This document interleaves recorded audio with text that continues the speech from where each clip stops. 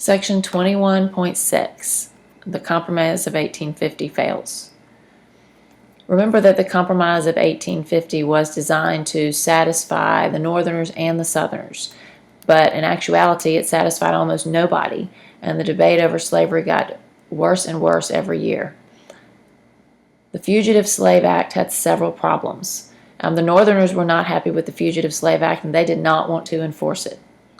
The Southerners were not happy with the Fugitive Slave Act because they felt like it did not do enough to help them get their escaped slaves back. What exactly did the Fugitive Slave Act say? First, it said that a person that was arrested as a runaway slave had almost no legal rights. So that meant that a lot of slaves started running all the way to Canada instead of just to the north. Second, it said that any person who helped a slave escape or who refused to help the slave catchers could be put in jail. The Northerners did not have a good attitude about the Fugitive Slave Act. The slave catchers that came to the North to try to get slaves to return them to the South were pestered and hounded by angry Northerners. So lots of them left and came back to the South.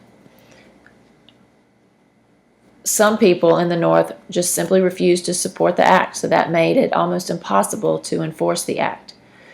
So in reality, it was not really that effective. Only 229 escaped slaves were captured and returned to their owners in the 1850s. Uncle Tom's Cabin was a novel by Harriet Beecher Stowe. It was the story of a slave that was named Uncle Tom and his very cruel master. It was eventually made into a play, and lots of people in both the North and the South either read the book or saw the play. The Southerners didn't like it at all because it made them look really bad. But the book also made the Northerners very, very angry because they saw more detail about the evils of slavery. There were two events in 1854 that made the Northerners very upset. One was the Ostend Manifesto, and the other one was the Kansas-Nebraska Act. We're going to talk about the Ostend Manifesto first. The Ostend Manifesto was a message to the United States Secretary of State from 3 American diplomats who were meeting in Ostend, Belgium. Let me give you some background on the Ostend Manifesto. The president at the time was President Franklin Pierce, and he wanted to buy the island of Cuba from Spain, but Spain had said no.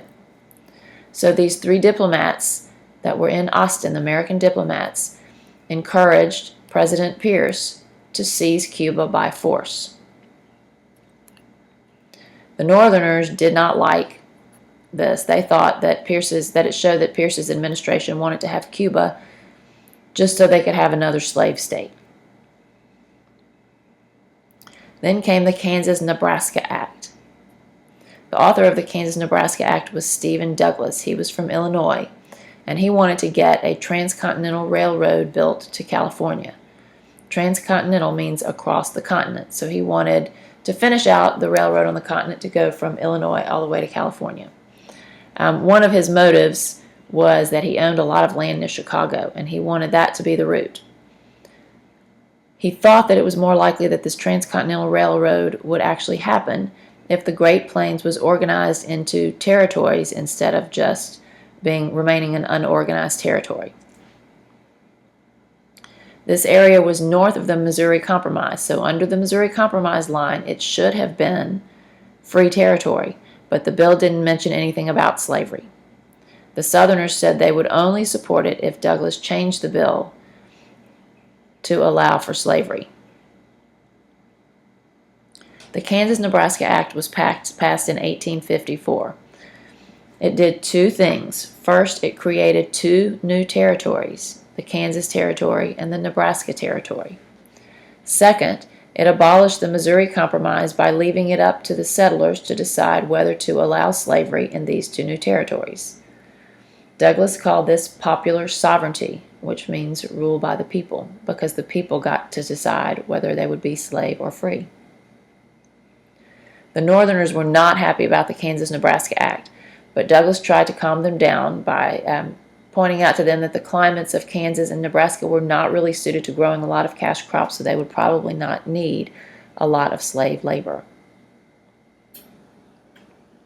As a result of the Kansas-Nebraska Act, a lot of settlers started moving into Kansas. Most of them were farmers that were just looking for a good place to farm. But some people moved to Kansas just to either support or oppose slavery. In the South, towns started taking up collections to send men to Kansas. They were doing that so they could have lots of votes when it came time to vote, whether it be slave or free. People in the North started raising money to send weapons to the anti-slavery settlers that were already there. So as a result of this, Kansas basically had two competing governments. One of the governments was for slavery and one against it. So you can see that this is setting up a conflict. The struggle over slavery in Kansas soon became very violent.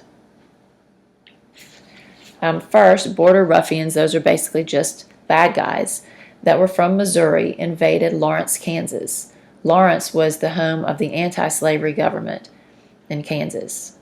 What did they do there? They looted homes, they burned down the town's hotel, and they threw some printing presses into the river. This made the Northerners really angry, and one thing they did was send money to replace the printing presses. Number 2, John Brown. 2 days after the Lawrence raids, John Brown and 4 of his sons and his son-in-law invaded the pro-slavery town of Pottawatomie, Kansas. When they got there, they dragged 5 men that were supporters of slavery out of their homes, and they hacked them to death with swords. The third thing was violence in Congress. You don't need to write down every one of these little details, just kind of know the story. So Senator Charles Sumner was from Massachusetts, and he thought that all of this violence in Kansas was just proof that Stephen Douglas had planned this to make Kansas a slave state. So during the Congress's discussion over whether Kansas should be slave or free, Sumner gave a speech that he called The Crime Against Kansas. It said some negative things about Kansas, and it said some negative things about Senator Butler from South Carolina, including that he had an ugly mistress, some bad things about slavery, and it just generally made fun of him. The speech was printed and it was about to be distributed to the North. Senator Butler's nephew, who was a representative from South Carolina named Representative Brooks, went into the Senate chambers right as Sumner was sending out his speeches to be mailed. He attacked Sumner, beat him with a cane to the point that he was unconscious. The cane was not just a regular cane, it was a metal-topped cane, so it was more harmful than just a regular cane. The Southerners were really proud of Brooks because he had defended the honor of his family, and they all bought him new canes.